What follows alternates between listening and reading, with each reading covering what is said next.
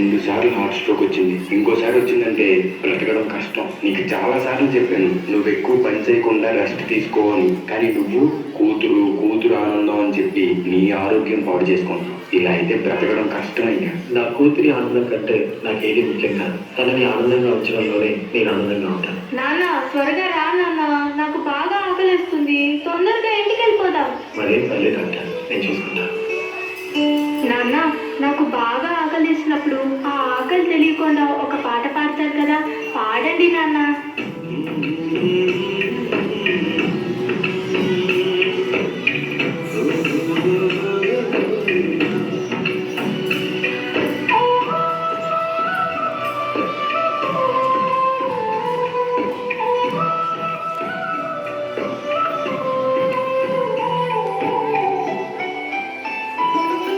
గుమ్మడి గుమ్మడి ఆడిందంటే అమ్మాడి daddy కూతురిలో మురిసే కూర్చుంది.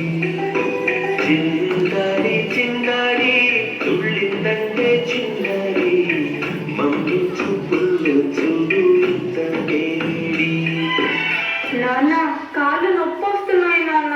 పొద్దంటే వినదే పగలంతా ఆడి పాడి ముద్దైన తినదే పరిగెత్తే పైడి లేడి చిలకల్లే చెవిలో ఎన్నో సుగాడి పడుకోనే పన్నెండైనా ఏం చెయ్యాలి.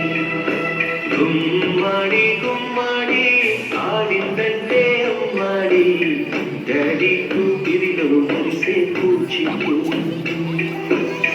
చంద్రయ్య చంద్రయ్య, ఎక్కడయ్యా నా అద్దె డబ్బులు? 6 నెలల నుండి అడుగుతున్నాను, ఈ రోజుకి ఇంకా ఇవ్వలేదు. ఇలా అయితే ఉండద్దయ్యా.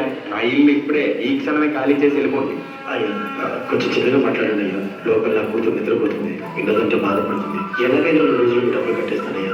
ఏంటి చిన్నగా మాట్లాడాలా? అద్దె కట్టడం చేత కాదు కానీ కూతురు ముందు పరువు కావాల్సి వచ్చిందా? రేపుటి కల్లా నా అద్దె డబ్బులు నాకు ఇవ్వకపోతే ఇంట్లో ఒక్క సామాను కూడా ఉండేమో. ఏమైంది నాన్న? ఏం లేదమ్మా, పడుకుందాం. నేను మొత్తం విన్నాను నాన్న, నువ్వేం బాధపడకు నాన్న. నేను బాగా చదువుకొని ఒక మంచి ఉద్యోగం చేస్తాను.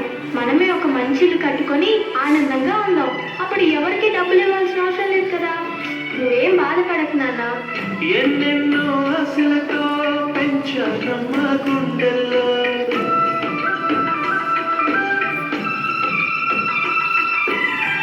ఎన్నెన్నో ఆశలతో పెంచానమ్మ గుండెల్లో నువ్వే నా కలలన్నీ పెంచాలే నీ కన్నుల్లో.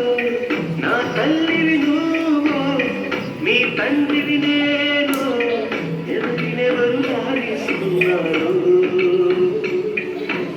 ఏమైంది నాన్న? డాన్స్ చెయ్యి, డాన్స్ చెయ్యి నాన్న. చిత్రంగా చూస్తుంటే నీ కన్నంటే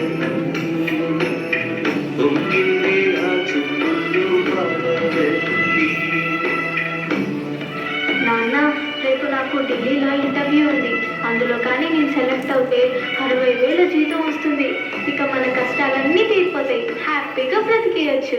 నీ ప్రశ్నలు నీవి, ఎవ్వరూ బదులివ్వరుగా. జాగ్రత్త అమ్మా, నీకోసం ఎదురు చూస్తూ ఉంటాను. త్వరగా వచ్చేవా? ఖచ్చితంగా ఆ జాబ్ ని సంపాదించే వస్తా. ఏ గాలు నిన్ను తరుముతుంది అల్లరిగా. మరి నేను వెళ్ళొస్తాను నాన్న, నువ్వు జాగ్రత్తగా ఉండు. ఆగాలో లేదు తెలియదంటే చెల్లెలుగా. ఈ జాబ్ నాకు చాలా అవసరం. మా నాన్న నా కోసం ఎంతో కష్టపడ్డాడు. మా నాన్నని హ్యాపీగా ఉంచాలంటే ఈ జాబ్ నాకు రావాలి. బతుకంటే పడి చదువా అనుకుంటే అది సులువా. నా బంగారు తల్లి, నేను పని చేయట్లేదు, డబ్బులకి ఇబ్బంది పడుతున్నా అని తాను జాబ్ చేస్తా అని ఇంటర్వ్యూకి వెళ్ళింది. సర్లే, నేను ఇంకా ఎన్ని రోజులు బతుకుతానో కూడా తెలీదు. తనకి జాబ్ వస్తే తనే హ్యాపీగా ఉంటుంది. నా బాబుకి జాబ్ వస్తుంది, దేవుడు ఉన్నారు.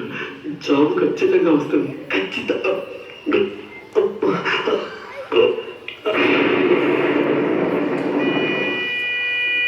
పొరపడినా పడినా జాలి పడలే కాలం మనలాగా.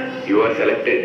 నీకు ఈ జాబ్ వచ్చింది. Thank you so much sir. నాకు జాబ్ వచ్చిందని తెలిస్తే మా నాన్న చాలా హ్యాపీగా ఫీల్ అవుతారు. ఇప్పుడే ఈ విషయం మా నాన్నకు చెప్పాలి.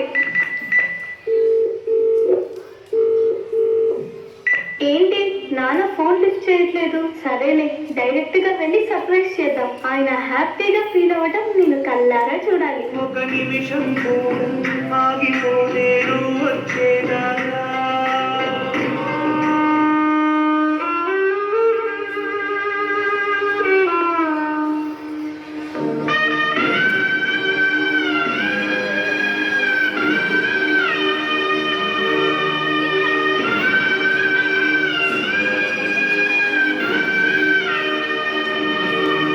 నాన్న నీకు నాన్న, నాకు జాబ్ వచ్చింది నాన్న, మనం హ్యాపీగా బతికేచ్చు నాన్న. నాన్న నీకు నాన్న, నాకు భయం వేస్తుంది నాన్న. నాన్న నీకు నాన్న. నాన్న ప్లీజ్ నాన్న, లెగిసి చూడు నాన్న. అందులో కానీ ఆ 40,000 ఇంత వస్తుంది, ఇంత వస్తుంది. ఇక మన కష్టాలన్నీ తీరిపోతాయి, హ్యాపీగా బ్రతికేయచ్చు. నాన్న లేదు నాన్న, నాతో డాన్స్ చేస్తావు కదా నాన్న, ఇప్పుడు కూడా చేస్తాను లే నాన్న, నాతో కలిసి డాన్స్ చేయి నాన్న, ప్లీజ్ నాన్న.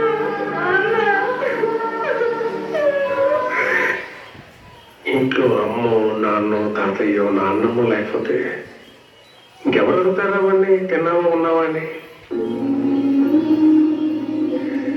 వాడు ఉన్నప్పుడు వాడు విలువ తెలియదురా.